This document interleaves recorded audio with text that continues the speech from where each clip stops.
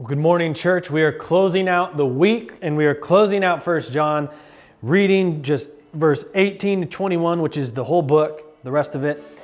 So we're going to pick up where we left off yesterday. It says, "We know that everyone who has been born of God does not sin, but the one who is born of God keeps him, and the evil one does not touch him.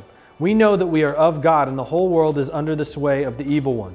And we know that the Son of God has come and has given us understanding so that we may know the true one. We are in the true one, that is, in his Son, Jesus Christ. He is the true God and eternal life. Little children, guard yourselves from idols." If there's one way to just sum up that whole last section, it's remember who you are. Remember what the gospel means for us. Remember how important what God's done is for us. And then not only that, but then make sure we're not letting anything get in the way of that. That last verse saying, guard yourselves from idols, man, that's a scary one because it's so easy for us to allow these little things to just get in between us and God. And I know John's mentioned that in his book earlier. But when I look at the church today, I just see there are so many things that we often don't even realize we put as that idol and that lens that we look through the Bible at.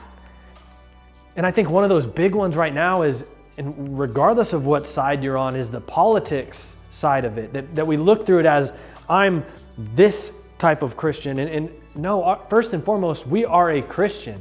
And I love this country, but first and foremost, my citizenship isn't here. It's a much better citizenship to have. And we need to remember that God should matter more than anything else that we could possibly see around us. That doesn't mean we don't love our country. I love the freedoms I've had in my life being in this country and the blessings God's given me through being a part of this country. But first and foremost, this is not my forever home. And I need to remember that God is who comes first and foremost. And that there are so many things that we can put in front of our relationship with Christ. We need to remember God needs to come first. Loving God and loving people so they might come to know Him. That needs to be our goal.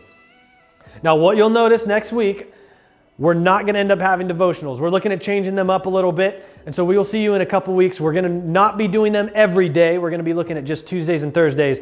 But next week, we're going to take that off and we're going to revamp them a little bit. So we will see you in a couple weeks.